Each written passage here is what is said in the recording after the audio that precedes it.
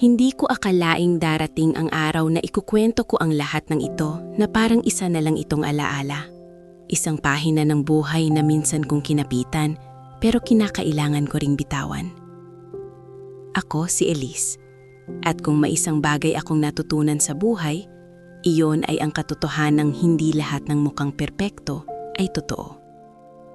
May mga pagkakataon na ang pinakamagandang simula ay siyang may pinakamalalim na wakas. Lumaki akong simple lang ang pangarap. Isang tahimik na buhay, isang pamilyang buo, at pagmamahal na hindi kailangang ipaglaban araw-araw. Hindi ako lumaking maranya, pero sapat ang meron kami noon. Natutunan kong pahalagahan ang maliliit na bagay.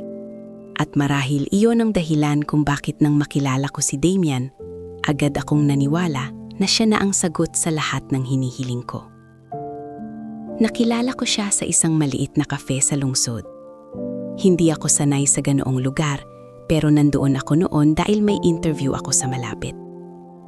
Siya ang unang kumausap sa akin, may ngiti sa labi at kumpiyansa sa mga mata.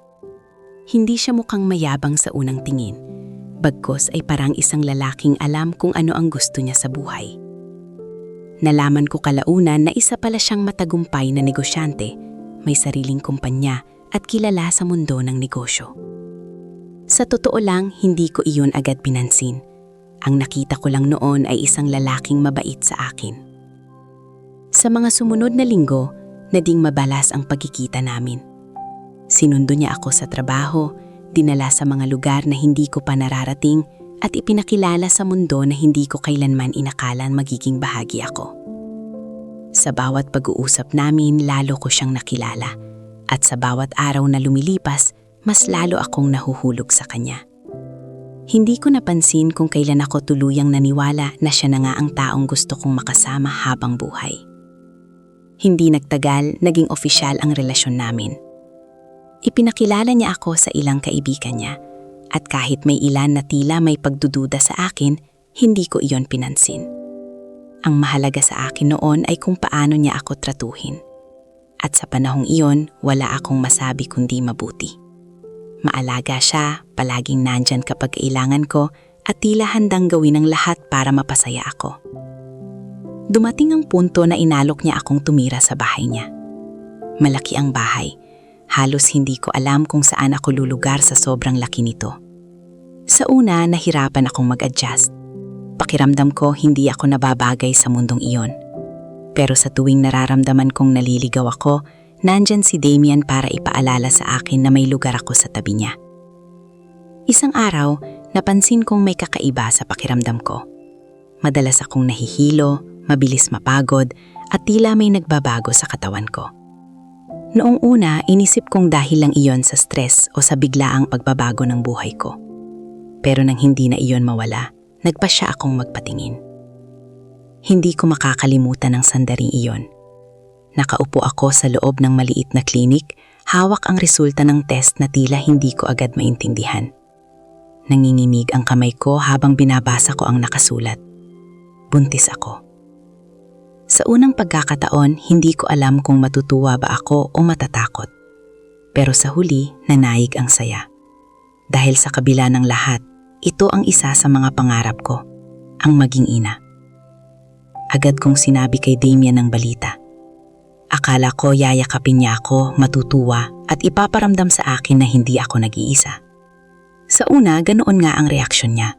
Ngumiti siya, hinawakan ng kamay ko at sinabing haharapin namin ito ng magkasama. Sa sandaling iyon, naniwala ako na magiging maayos ang lahat.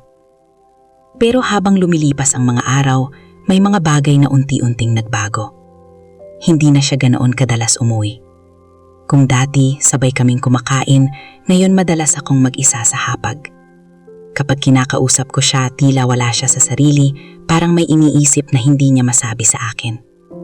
May mga gabi na uuwi siya ng hating gabi at kapag tinatanong ko kung saan siya galing, simple lang ang sagot niya, pero ramdam kong may kulang. Sinubukan kong intindihin.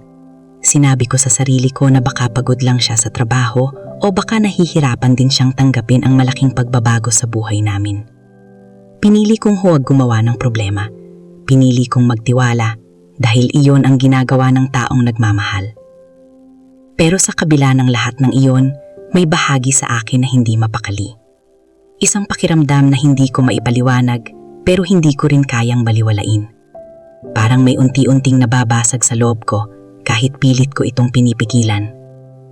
Sa bawat araw na lumilipas, mas lalo kong nararamdaman na may nagbabago sa kanya. At kahit ayaw kong isipin, nagsisimula ng sumagi sa isip ko ang posibilidad na ang lalaking minahal ko ay hindi pala ang lalaking akala ko. Hindi ko pa alam noon na iyon pa lamang ang simula ng pinakamadilim na bahagi ng buhay ko. Habang lumilipas ang mga araw, mas lalong tumitindi ang pakiramdam ko na may mali. Hindi na iyon simpleng hinala lang, kundi isang mabigat na kutob na pilit kong tinatabunan dahil ayokong masira ang lahat ng pinanghahawakan ko. Sa bawat gabi na umuuwi si Damian ng lake, sa bawat sagot niyang tila minamadali at kulang sa detalye, unti-unti akong kinakain ng pagdududa. Pero pinipilit ko pa rin kumapit sa paniniwalang baka ako lang ang nag-overthink. Baka dala lang ito ng pagbubuntis ko at ng mga emosyon na hindi ko kontrolado. Pero may isang gabi na tuluyan nang nagbago ang lahat. Tahimik ang buong bahay noon. Maaga akong natulog dahil hindi maganda ang pakiramdam ko, pero nagising ako bandang hating gabi nang mapansin kong wala si Damian sa tabi ko. Hindi iyon bago, pero may kakaibang pakiramdam akong hindi ko maipaliwanag. Bumangon ako at dahan-dahang lumabas ng kwarto. Madilim ang paligid, taning ilaw mula sa sala ang nakabukas. Habang pababa ako ng hagdan, narinig ko ang mahihinang boses. Hindi malinaw ang sinasabi pero sapat iyon para mapahinto ako. Hindi ako agad lumapit, nanatili lang ako sa gilid ng hagdan, pilit inuunawa kung ano ang naririnig ko. Hanggang sa marinig ko ang isang tawa, isang babaeng tawa na hindi pamilyar sa akin. Nang lamig ang buong katawan ko. Dahan-dahan akong bumaba, bawat hakbong ko ay mabigat, parang ayaw kong malaman ng katotohanan pero hindi ko na rin kayang umatras. Habang papalapit ako sa sala, mas luminaw ang boses. At nang tuluyan kong makita ang eksena, pakiramdam ko tumigil ang mundo ko. Nandoon si Damian, nakaupo sa sofa, at sa tabi niya ay isang babae. Magkalapit sila, masyadong malapit para tawaging simpleng usapan lang. Nakahawak ang babae sa braso niya, at ang tingin nila sa isa't isa ay hindi na kailangang ipaliwanag pa.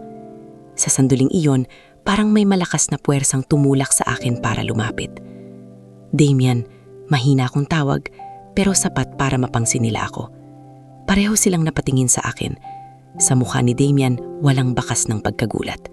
Parang nahuli siyang gumagawa ng isang bagay na matagal na niyang ginagawa. Samantalang ang babae, dahan-dahang tumayo at tinignan ako mula ulo hanggang paa, parang sinusukat kung sino ako. "Hindi ka pa natutulog?" tanong ni Damian, parang walang nangyaring kakaiba.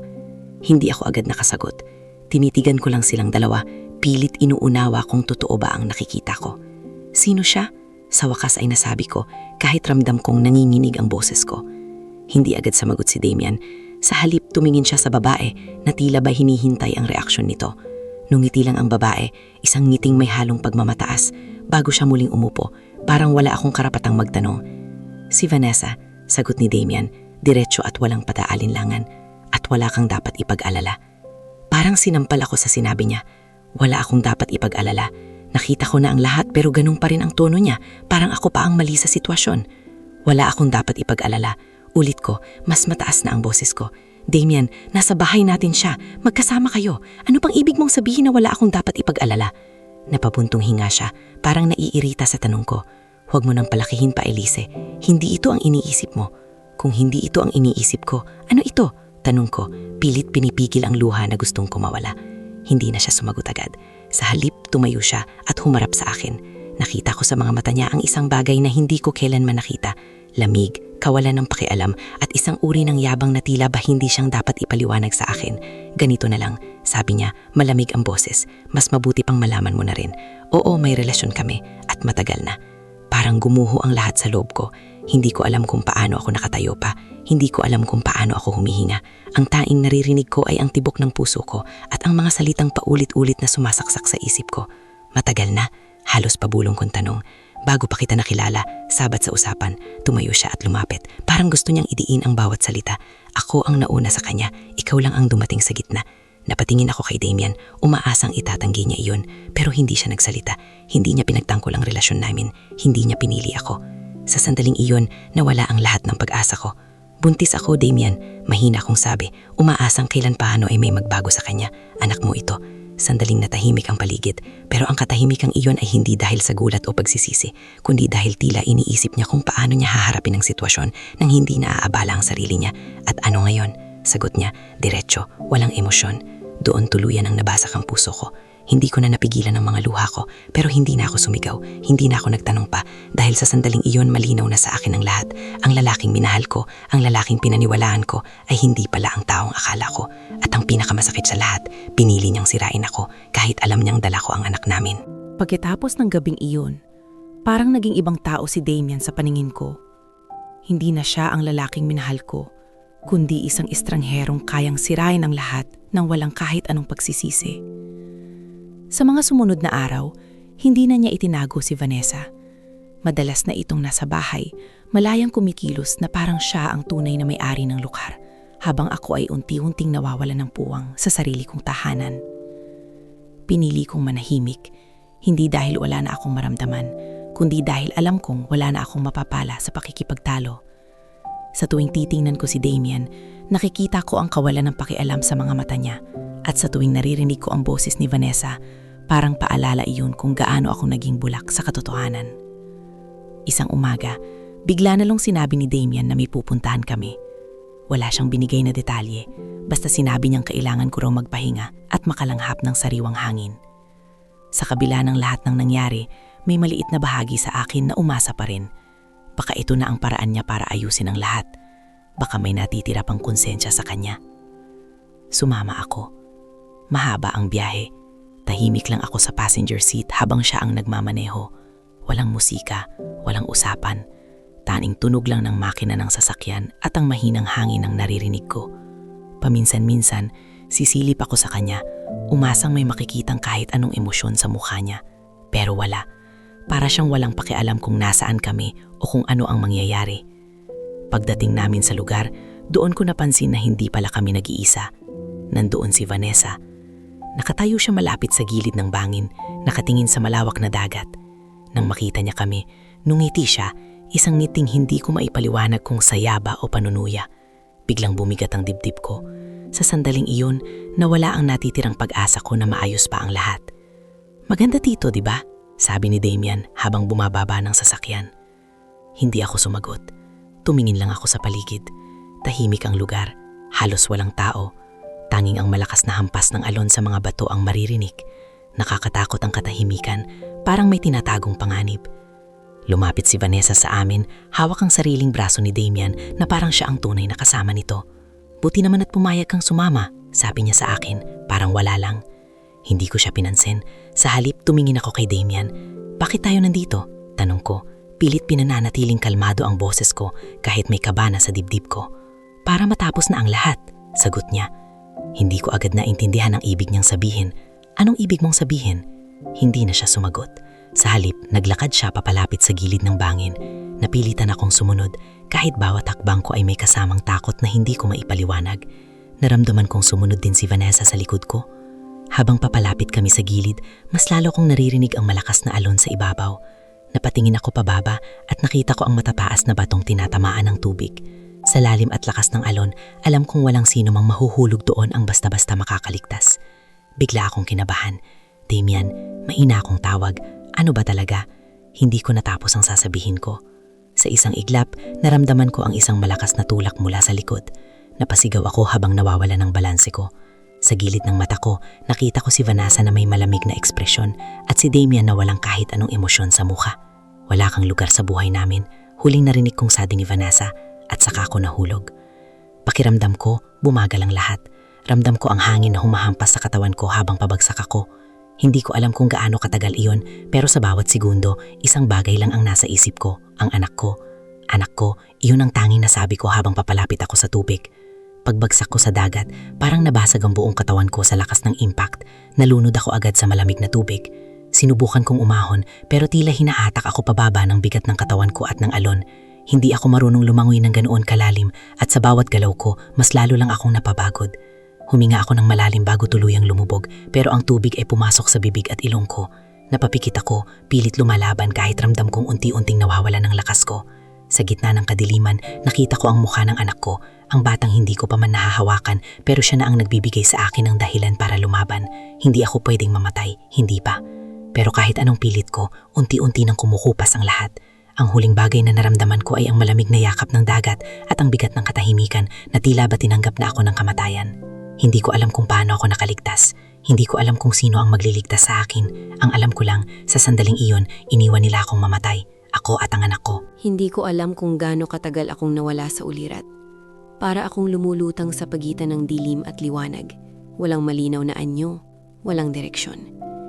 May mga sandaling naririnig ko ang alon, malakas at paulit-ulit, na parang tinatawag ako pabalik. Minsan naman, may boses na mahina, tila malayo, pero pilit akong inaabot. Hindi ko maunawaan kung totoo ba iyon o bahagi lang ng isip ko na ayaw sumuko. Hanggang sa unti-unti kong naramdaman ang bigat ng katawan ko.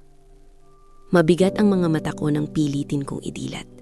Una kong nakita ang kisame na gawa sa kahoy. May mga siwang at bahagyang nangingitim sa tagal. May amoy ng dagat sa paligid, halong alat at kahoy na basa. Hindi iyon pamilyar na lugar at lalong hindi iyon ang huling lugar na naaalala ko. Bigla akong napaubo nang maramdaman ko ang hapdi sa lalamunan ko. Parang may natirang tubig na pilit kong inilalabas. Sumakit ang buong katawan ko sa bawat galaw, lalo na ang tiyan ko. Doon ako lalong kinabahan. Agad kong hinawakan ang tiyan ko. Naninginig ang kamay ko habang iniisip ang pinakakinatatakutan ko. Pero nang maramdaman ko ang bahagyang paggalaw sa loob, napapikit ako at napaiyak. Buhay siya. Buhay pa ang anak ko. Salamat, bulong ko sa sarili ko, kahit hindi ko alam kung kanino ako nagpapasalamat. Gising ka na pala. Napalingon ako sa direksyon ng boses. Sa may pintuan, nakita ko ang isang matandang lalaki na may bitbit na maliit na timba.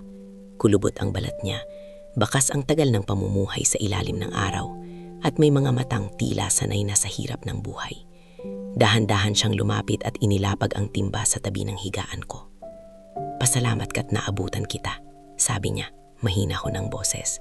Kung hindi, baka inanot ka na sa laot. Hindi agad ako nakasagot. Tinitigan ko lang siya, pilit inuunawa ang nangyari. Nasaan ako? Mahina akong tanong. Nasa isla ka, sagot niya. Maliit lang to, wala masyadong tao. Dito kita dinala para maalagaan. Napapikit ako sandali, pilit inaalala ang mga nangyari. Ang bangin, ang pagtulak, ang pagbagsak ko sa dagat, ang malamig na tubig na halos kumitil ng buhay ko, at ang huling alala ko, ang pagkakapit ko sa hininga ko para sa anak ko. Bakit niyo ako iniiligtas? Tanong ko, halos pabulong. Tumingin siya sa akin, parang hindi niya maintindihan ang tanong ko. Bakit? Nakita kitang lumulutang sa dagat. Sino ba naman hindi tutulong? Napangiti ako ng bahagya, kahit may kirot pa rin sa dibdib ko. Sa mundong ginagalawan ko noon, bihira ang binoon klase ng kabutihan. Pero sa taong hindi ko kilala, doon ko pa natagpuan ang totoong malasakit. Mang Isko, sabi niya, tila nagpapakilala. Ikaw? Elise, sagot ko. Tumango siya at umupo sa gilid ng kama. Kailangan mong magpahinga, mahina pa katawan mo, lalo mat buntis ka. Napatingin ako sa kanya, bahagyang nagulat. Alam niyo po, ngumiti siya ng kaunti. Matagal na akong mangingisda, sanay na akong makakita ng mga taong inililigtas ng dagat at mga taong muntik nang mawala. Hindi na ako nagsalita pa. Sa halip, pumikit ako at hinayaan ang sarili kong maramdaman ang katahimikan ng lugar. Walang sigaw, walang ingay ng sasakyan, walang alala ng sakit. Sa sandaling iyon, para akong pansamantalang nakatakas sa bangungot na iniwan ko. Sa mga sumunod na araw, unti-unti kong bumalik sa lakas. Inalagaan ako ni Mang Isko na parang anak niya. Pinapakain niya ako, ginagamot ang mga sugat ko, at sinisigurong ligtas ako sa bawat gabi. Wala siyang hinihinging kapalit at sa bawat araw na lumilipas, lalo kong nararamdaman ang utang na loob ko sa kanya. Habang gumagaling ang katawan ko, unti-unti ring bumabalik ang sakit sa puso ko. Ang alala ng ginawa sa akin ni Damian at Vanessa ay parang sugat na hindi basta-basta naghihilom. May mga gabi na nagigising ako sa bangungot, paulit-ulit na nararamdaman ang pagbagsak ko sa dagat, ang takot at ang pakiramdam na iniwan akong mamatay. Pero sa tuwing inilalagay ko ang kamay ko sa tiyan ko, napapalitan ng takot ng isang kakaibang lakas. May dahilan ako para mabuhay. May buhay na umaasa sa akin. Dumating ang araw na nagsimula na akong makalakad ng maayos. Tinutulungan ko si Mang Isko sa mga simpleng gawain, pag-aayos ng lambat, paglilinis ng maliit niyang kubo at pagkuha ng tubig. Sa bawat simpleng gawain, pakiramdam ko unti-unti kong binubuo ang sarili ko mula sa pagkawasak. Hanggang sa dumating ang araw na nagsimula na ang pananakit ng tiyan ko. Hindi ko pa inaasahan iyon. Maaga pa para manganak pero hindi ko kayang pigilan ang nangyari. Si Mang Isko ang nag-asikaso sa akin kahit halata ang kaba sa mukha niya. Walang doktor, walang ospital, kundi kami lang sa gitna ng isang maliit na isla. Masakit ang bawat sandali. Pakiramdam ko hinahati ang katawan ko sa dalawa. Pero sa gitna ng sakit, may isang bagay na nagpapalakas sa akin. Ang ideya na makikita ko na ang anak ko. At nang tuluyan kong marinig ang unang iyak niya, parang nawala ang lahat ng sakit. Isang batang lalaki. Mahina ang iyak niya sa una, pero malinaw. Buhay siya. Buhay kami. Yumakap ako sa kanya kahit pagod na pagod ang katawan ko. Tumulo ang luha ko habang tinitigan ko ang maliit niyang muka. Sa wakas, may dahilan ako para magsimula ulit. Elias. Bulong ko habang pipili ang pangalan niya. Sa sandaling iyon, alam kong hindi na ako ang dating Elise na kayang apakan at itapon ng parang walang halaga. Dahil ngayon, isa na akong ina. At para sa anak ko, gagawin ko ang lahat para mabuhay. At balang araw, para harapin ang mga taong sumira sa amin. Lumipas ang mga araw na naging linggo, at ang mga linggo ay naging buwan. Sa maliit na isla kung saan ako muling isinilang, unti-unti kong natutunan kung paano magsimula ulit, mula sa wala. Hindi madali ang bawat araw. May mga gabi na kulang ang pagkain. May mga umaga na mabigat ang katawan dahil sa pagpagod. Pero sa tuwing maririnig ko ang mahinang iyak ni Elias, parang nabubura ang lahat ng hirap. Siya ang naging sentro ng mundo ko. Sa bawat pagmulat ko ng mata, siya agad ang hinahanap ko. Sa bawat pagod na nararamdaman ko, siya ang nagbibigay sa akin ng lakas para tumayo. Hindi ko hinayaang maramdaman niya ang sakit na pinagdaanan ko. Kahit sa kabila ng lahat, pinili kong palakihin siya sa pagmamahal, hindi sa galit. Si Mang Isko ang naging gabay ko sa panibagong buhay na iyon. Tinuruan niya akong mangisda, mag-ayos ng lambat, at mabuhay ng simple. Hindi niya ako tinirato bilang isang taong dapat kaawaan, kundi bilang isang taong kayang bumangon.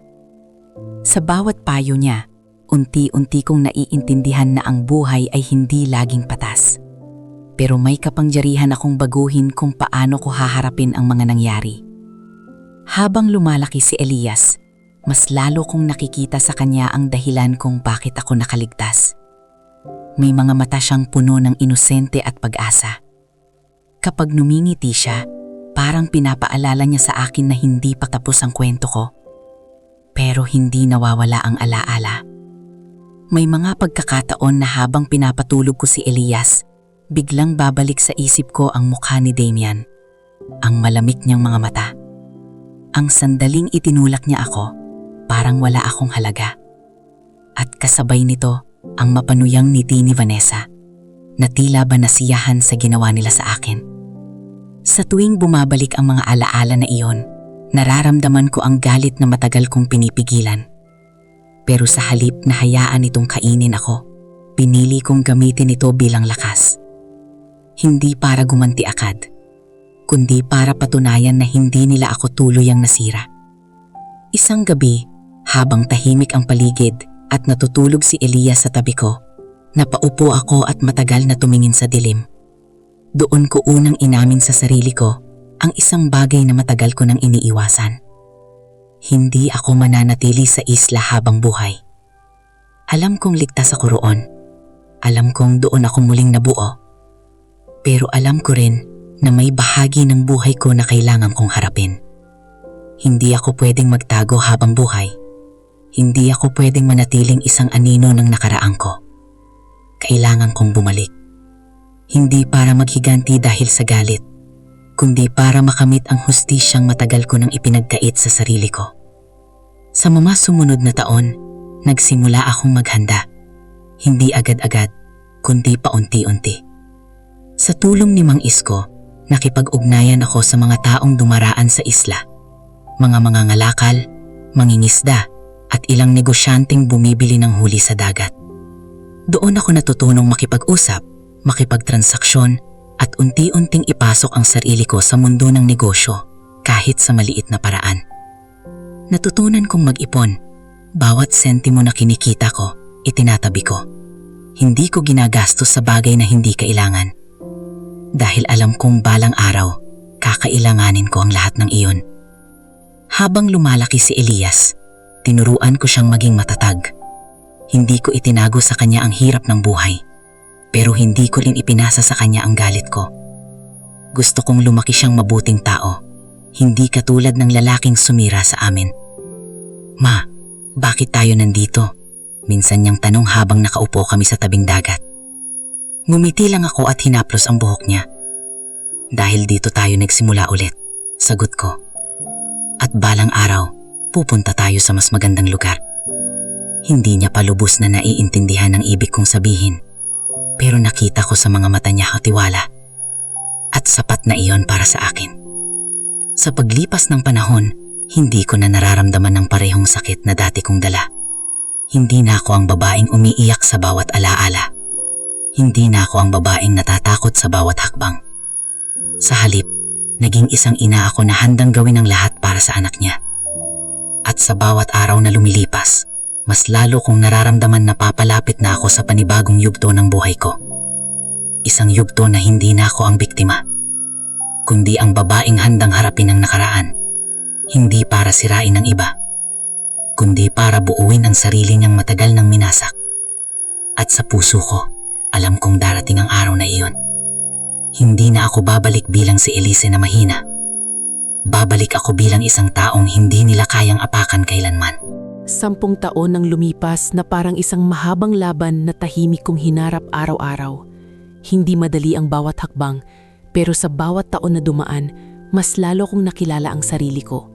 Hindi na ako ang babaeng itinulak sa dagat na walang kalaban-laban. Hindi na rin ako ang babaeng takot harapin ang katotohanan. Sa loob ng 10 taon, pinili kong buuin ang sarili ko nang hindi umaasa sa kahit sino. Nagsimula ang lahat sa maliliit na hakbang. Mula sa pagbibenta ng isda na nahuhuli namin ni Mang Isko, natuto akong magpalago ng pera. Hindi ako nagmadali. Pinag-aralan ko ang galaw ng merkado, kung paano makipag-usap sa mga mamimili at kung paano magtiwala sa tamang tao. May mga pagkakataon na naloko ako, may mga pagkakataon na nalugi, pero hindi na ako umatras. Dahil sa bawat pagkakamali, may natutunan akong aral na nagpatibay sa akin. Habang lumalaki si Elias, mas lalo akong pinaghuhusay ang lahat ng ginagawa ko. Hindi ko siya hinayaang maranasan ng hirap na dinaanan ko, pero hindi ko rin itinago sa kanya ang realidad ng buhay. Tinuruan ko siyang maging responsable, maging matatag, at higit sa lahat, maging mabuting tao. Sa bawat tanong niya tungkol sa ama niya, pinipili kong maging maingat sa sagot ko. Hindi ko pa siya handang ilanlan sa katotohanan, pero alam kong darating ang araw na kailangan niyang malaman ng lahat. Unti-unti, lumawak ang negosyo ko. Mula sa simpleng pagbibenta ng isda, nakapagpatayo ako ng maliit na supply business. Nakilala ako ng ilang negosyante na madalas dumadaan sa isla at doon nagsimula ang mas malalaking oportunidad. Hindi ko na kailangan manatili sa isla para kumita. Ako na mismo ang hinahanap ng mga taong gustong makipagtransaksyon. Isang araw, may dumating na isang negosyanteng matagal ko nang kausap. Iminungkahin niya na lumipat ako sa lungsod para mas mapalago ang negosyo ko. Nung una, nag-alinlangan ako. Doon sa isla ako muling nabuo. Doon ko natagpuan ng kapayapaan. Pero alam kong hindi ako pwedeng manatili roon habang buhay. Pinag-isipan ko iyon ng mabuti. Isang gabi, kinausap ko si Mang Isko habang nakaupo kami sa labas ng kubo. Pinapanood ang tahimik na alon. "Tay," tawag ko sa kanya dahil sa tagal ng panahon, ganun ko na siya itinuring. Iniisip kong bumalik sa lungsod. Hindi siya agad nagsalita. Tumingin lang siya sa malayo, parang matagal na niyang inaasahan ang sasabihin ko. Alam kong darating ka rin sa desisyon niyan, sagot niya, kalmado ang boses. Natatakot ako, inamin ko. Hindi na ako ang dating ako, pero nandoon pa rin ang mga taong sumira sa akin. Ngumiti siya ng bahagya. Kung hindi ka na ang dating ikaw, bakit ka pa matatakot? Hindi ka na yung babaeng itinulak nila noon, mas matibay ka na ngayon. Tahimik akong napaisip sa sinabi niya. Tama siya. Ang kinatatakutan ko ay hindi na ang mga taong iyon, kundi ang alaala ng sakit na iniwan nila. Pero kung patuloy kong iiwasan iyon, mananatili akong bihag ng nakaraan. Sa gabing iyon, nagdesisyon ako. Hindi ako babalik bilang si Elise. Hindi ako babalik bilang biktima. Babalik ako bilang isang taong may kontrol sa sarili niyang buhay. Sa tulong ng mga koneksyon na nabuo ko sa loob ng 10 taon, nagawa kong makapasok sa mas malaking mundo ng negosyo. Kumuha ako ng bagong pangalan, Elara. Isang pangalan na hindi konektado sa nakaraan ko. Isang pagkakakilanlan na ako mismo ang bumuo. Sa ilalim ng pangalang iyon, mas lalo akong naging matapang. Wala nang takot na makilala, wala nang alinlangan sa bawat desisyon. Habang lumalaki ang negosyo ko, hindi ko kinalimutan ang dahilan kung bakit ko ito ginagawa. Hindi lang ito tungkol sa pera o tagumpay. Ito ay tungkol sa paghahanda. Tahimik akong simulang magtanong tungkol kay Damian. Hindi direkta, hindi halata. Sa bawat transaksyon, sa bawat taong nakakausap ko, unti-unti kong binubuo ang larawan ng buhay niya ngayon. Nalaman kong lalo pa siyang yumaman. Lumawak ang kumpanya niya, dumami ang koneksyon at mas lalo siyang naging makapangyarihan. At si Vanessa, nalaman kong pinakasalan niya ito. Hindi ako nagulat. Pero sa kabila ng lahat ng tagumpay nila, may mga bagay akong natuklasan na hindi alam ng karamihan.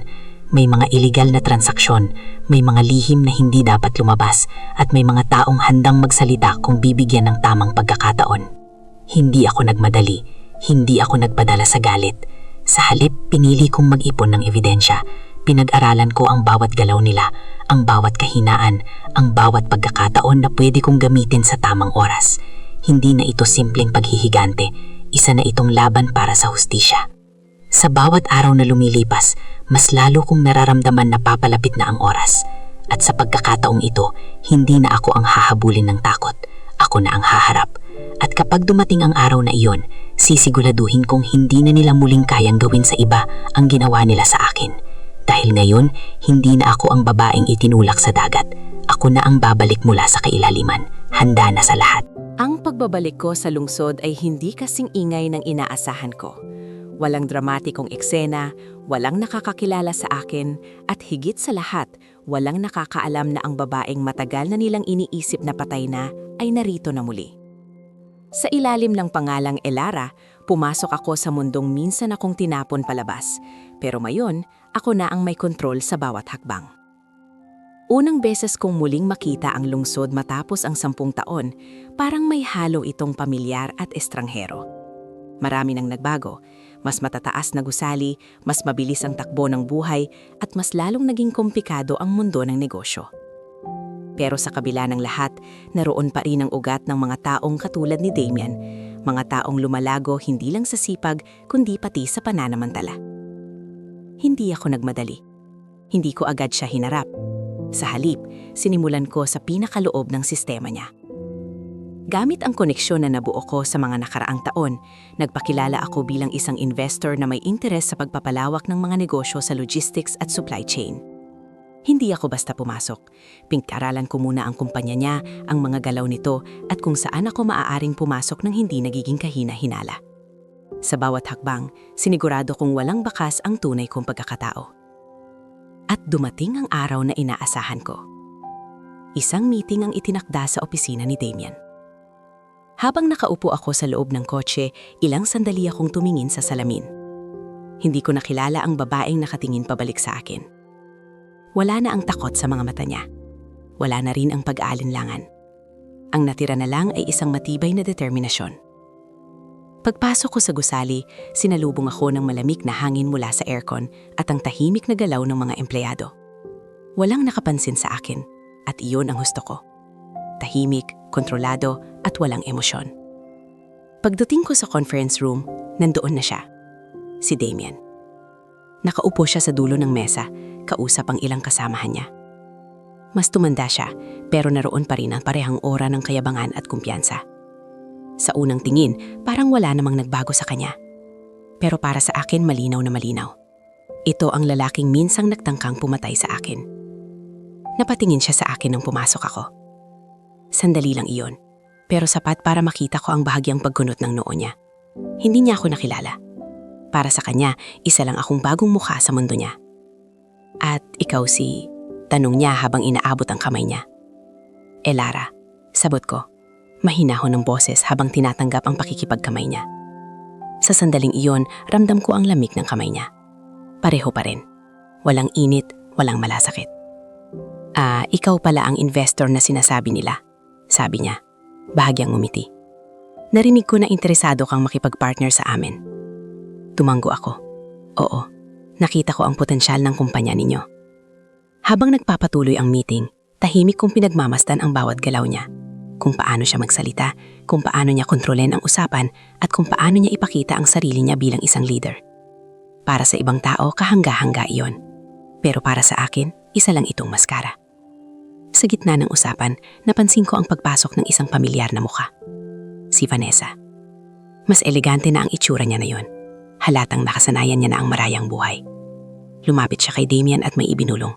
Bago siya napatingin sa akin, saglit kaming nagkatitigan. Hindi niya ako nakilala.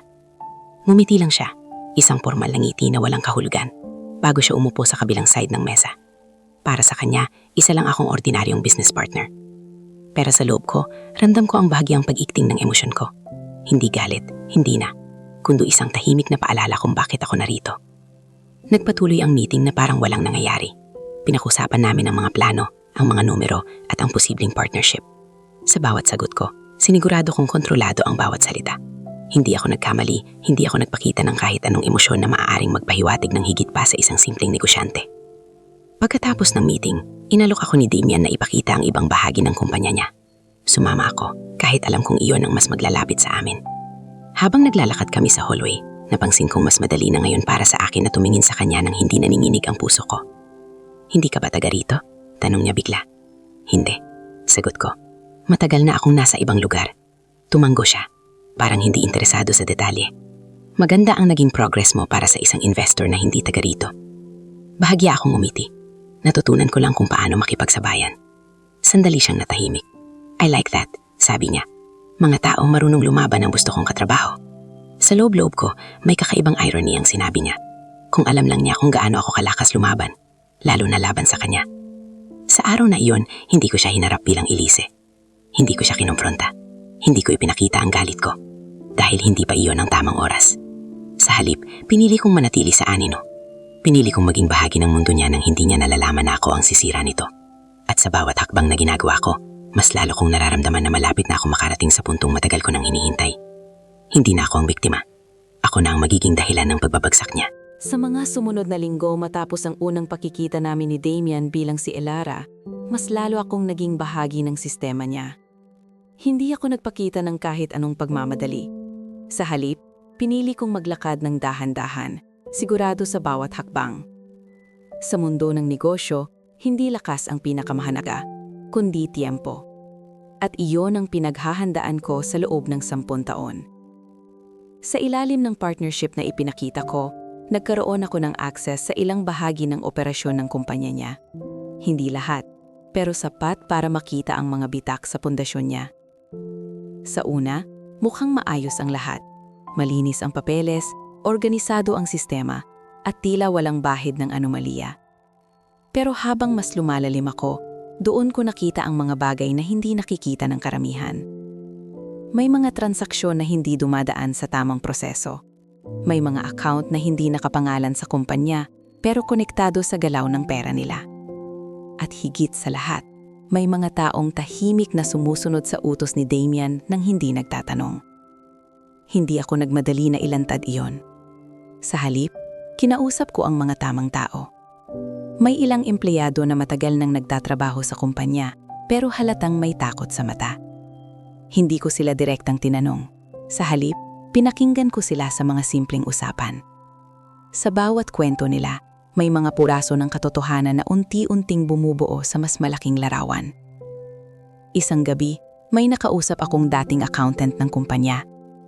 Hindi na siya konektado kay Damian, pero halata ang bigat ng dinadala niya. Sa maingat na paraan, nakuha ko ang tiwala niya. Hindi ko sinabi kung sino talaga ako, pero ipinakita ko na hindi ako kalaban. Matagal ko nang gustong magsalita. Sabi niya, mahina ang boses. Pero natatakot ako. Malakas ang kapit niya. Tahimik lang akong nakinig. May mga papeles akong itinago. Dagdag niya. Mga transaksyon na hindi dapat nangyari. Pero kung ilalabas ko yun ng mag-isa, baka ako pa ang madamay. Sa sandaling iyon, alam kong iyon na ang hinahanap ko. Hindi ako agad kumilos. Tinanggap ko ang mga ebidensya niya at siniguradong ligtas ang pagkakakuha ko. Inayos ko ang lahat. Pinagdugtong-dugtong ang mga impormasyon, tinignan kung saan ito maaring gamitin at kung paano ito ilalabas nang hindi ako nalalagay sa alanganin. Habang ginagawa ko iyon, patuloy akong nakikisalamuha kay Damian at Vanessa na parang walang nangyayari. May mga pagkakataon na kasama ko sila sa iisang mesa, nag-uusap tungkol sa negosyo, tumatawa sa mga bagay na hindi naman nakakatawa. Si Vanessa, gaya ng dati, may dalang kayabangan sa bawat kilos. Madalas niyang ipakita na siya ang may kontrol sa buhay ni Damian at tila proud siya sa kung anong meron sila. Sa bawat pagkakataon iyon, pinipigilan ko ang sarili ko na hindi magpakita ng kahit anong emosyon. Hindi na ako ang babaeng nasasaktan sa presensya nila. Sa halip, ako ang babaeng nag-oobserba, nag-iipon ng dahilan para tuluyang tapusin ang lahat. Unti-unti, nagsimula ang pagbagsak. Hindi ito biglaan, hindi ito dramatic, kundi tahimik pero sigurado. Isang malaking investor ang biglang umatras matapos lumabas ang ilang impormasyon tungkol sa hindi maipaliwanag na galaw ng pera sa kumpanya. Sumunod dito, may audit na isinagawa ng isang independent firm. Hindi pa man lumalabas ang buong resulta, nagsimula nang magtanong ang mga kasosyo ni Damian. Napansin ko ang pagbabago sa kanya. Mas madalas siyang iritable, mas mabilis siyang magalit sa mga empleyado niya. At sa bawat meeting, halata ang tensyon sa paligid. Si Vanessa naman, kahit pilit niyang tinatago, nagsisimula na ring kabahan. Madalas silang magtalo kahit sa harap ng ibang tao. Isang beses, habang nasa hallway ako, narinig ko ang sigawan nila sa loob ng opisina. Anong nangyayari sa kumpanya? Galit na tanong ni Vanessa. Bakit biglang ganito? Hindi ko alam, sagot ni Damian. Halatang nawawala na sa kontrol. May gumagalaw sa likod ko. Tahimik lang ako nakinig. Hanapin mo kung sino yon, sigaw ni Vanessa. Dahil kung hindi, pareho tayong lulubog. Sa sandaling iyon, napangiti ako ng bahagya. Hindi dahil masaya ako sa paghihirap nila, kundi dahil alam kong unti-unti nang lumalabas ang katotohanan. Sa bawat araw na lumilipas, mas lalo pang bumibigat ang sitwasyon nila.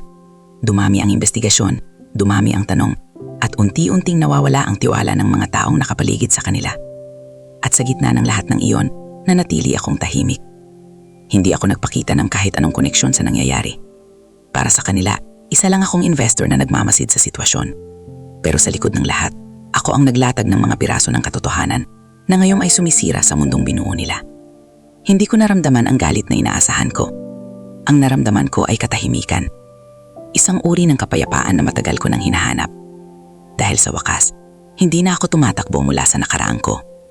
Ako na ang humaharap dito. At sa pagkakataong ito, hindi na nila kayang pigilan ang pagbagsak na matagal ko nang inihanda para sa kanila. Dumating ang araw na hindi ko na kailangang magtago sa likod ng pangalan na Elara. Sa mga nakaraang linggo, tuluyan nang gumuho ang pundasyon ng kumpanya ni Damian. Sunod-sunod ang investigasyon, umatras ang mga investors at unti-unting nawalan ng kapit ang pangalan niya sa industriya. Ang lalaking dati tinitingala, ngayon ay pinag-uusapan na sa mga balita, hindi bilang simbolo ng tagumpay, kundi bilang babala. Pinili kong hindi magpakita agad. Hinintay ko ang tamang sandali. Ang sandaling wala na siyang matatakbuhan, ang sandaling handa na siyang harapin ang katotohanan matagal niyang tinakasan. At nang dumating ang araw na iyon, alam kong ito na.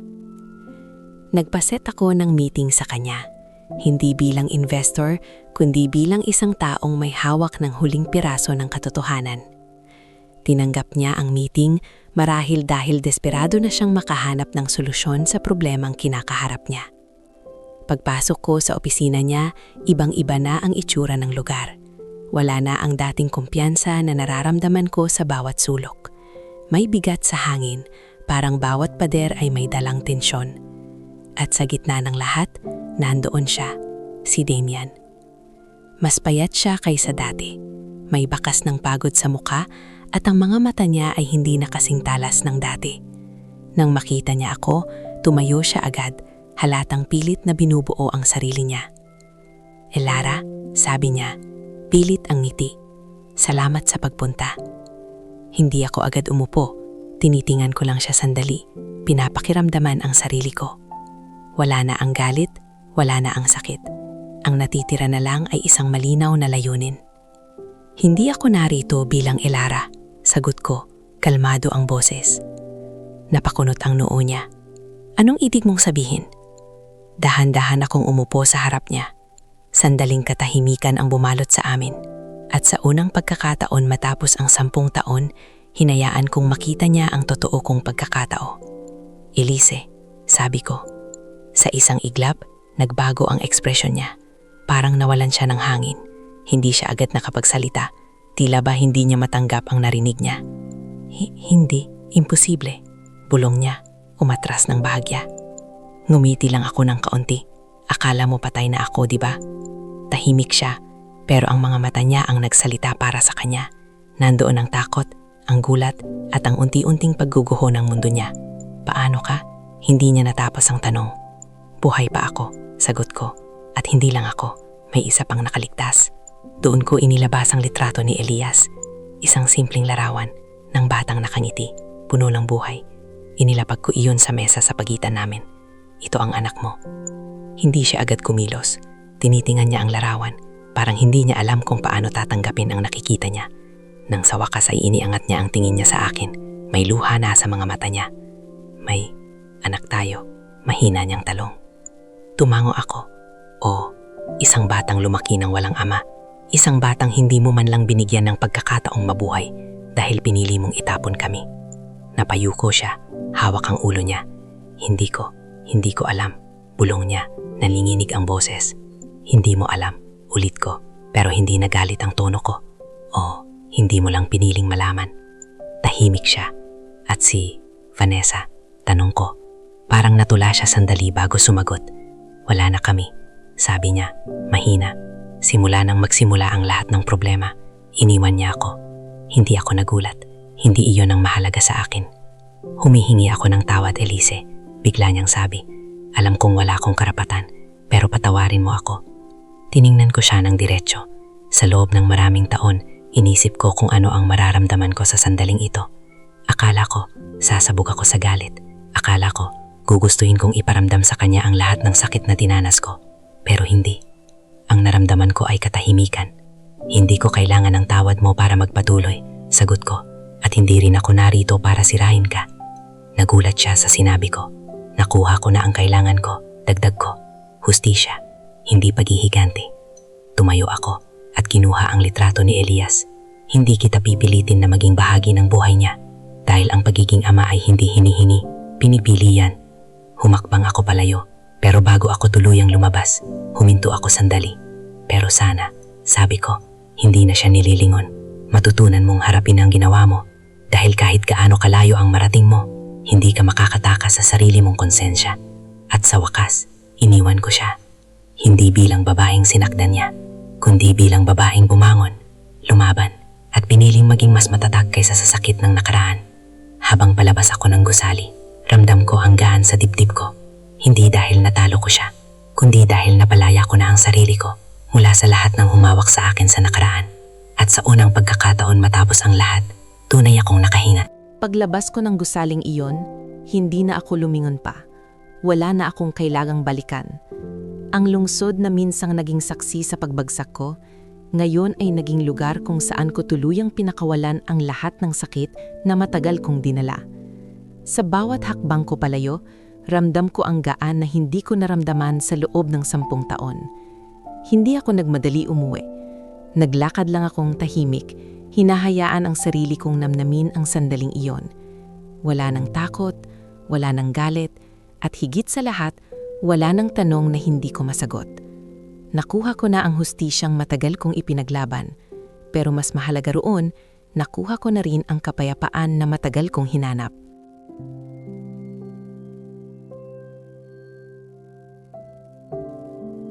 Pagdating ko sa bahay, sinalubong ako ni Elias. 12 taong gulang na siya, matangkad na para sa edad niya, at may mga matang puno ng talino at kabutihan. Nang makita niya ako, ngumiti siya at agad na lumapit. "Ma, kumusta ang lakad mo?" tanong niya. Ngumiti ako at hinaplos ang buhok niya. "Maayos na," sagot ko. "Natapos na rin."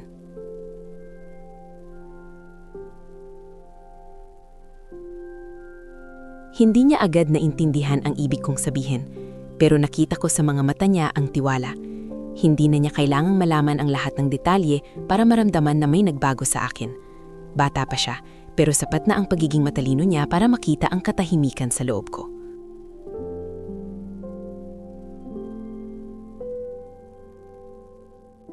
Kinagabihan, habang magkatabi kaming nakaupo sa veranda, pinapanood ang ilaw ng lungsod sa malayo, napagdesisyonan kong sabihin sa kanya ang ilang bahagi ng katotohanan. Hindi ang buong detalye, kundi sapat para maintindihan niya kung sino siya at kung saan siya nanggaling. "Elias," mahina kong tawag. "Po, Ma," sagot niya, nakatingin sa akin. "May mga bagay sa buhay na hindi nating kontrolado," simula ko. "Pero may mga pagkakataon na pwede nating piliin kung paano tayo babangon mula roon."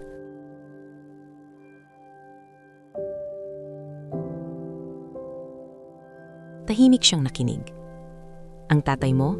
Saglit akong huminto, pinipili ang tamang salita. "Hindi siya naging bahagi ng buhay mo dahil sa mga desisyong ginawa niya noon, pero hindi ibig sabihin noon na kulang ka." Tumingin siya sa akin.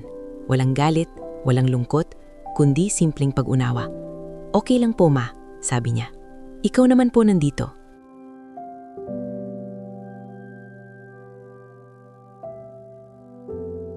Napangiti ako, pero hindi ko napigilan ang pagluha. Sa simpleng sagot niya, parang pinawi niya ang lahat ng takot ko na baka may kulang sa pagpapalaki ko sa kanya. "Salamat," bulong ko. Niyakap siya ng mahigpit.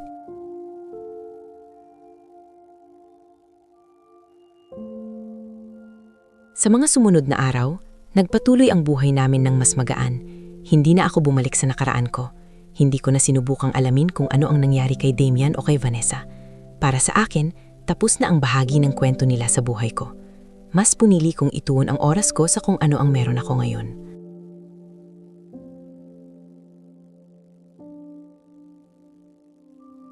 Lumago pa ang negosyo ko, pero hindi na iyon ang sentro ng buhay ko. Mas mahalaga sa akin ang oras na kasama si Elias, ang bawat umaga na sabay kaming nag-aalmusal, ang bawat kwento niya tungkol sa eskwela, at ang bawat pangarap na unti-unti niyang binubuo para sa sarili niya.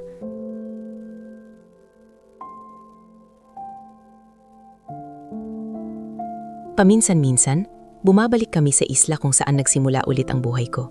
Doon, binibisita namin si Mang Isko. Sa tuwing nakikita niya si Elias, hindi nawawala ang ngiti sa mukha niya. Parang proud siya sa kung ano ang naging resulta ng pagkakataong ibinigay niya sa akin noon.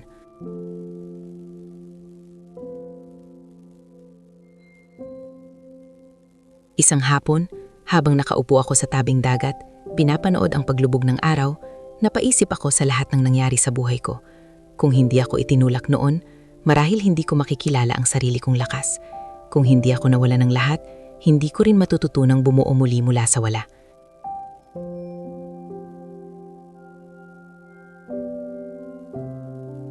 Hindi ko ipinagpapasalangat ang sakit na naranasan ko, pero tinanggap ko na bahagi iyon ng paghubog sa akin bilang tao. At ngayon, masasabi ko na handa na akong harapin ang buhay na hindi nakatali sa nakaraan.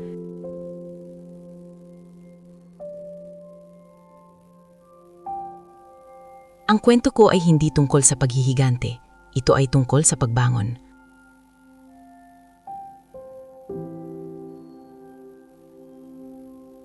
Sa pagbuo ng sarili mula sa pagkawasak.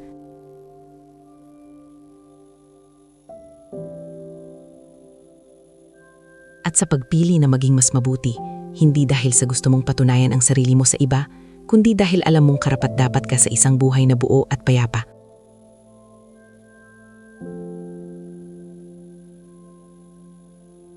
Habang pinapanood ko si Elias na tumatakbo sa dalampasigan, naramdaman ko ang isang bagay na matagal ko nang hindi nararamdaman. Kontento. Hindi perpekto ang buhay ko, pero sapat na. At sa wakas, masasabi kong nakabalik ako Hindi para maghigante, kundi para mabuhay ng totoo at malaya.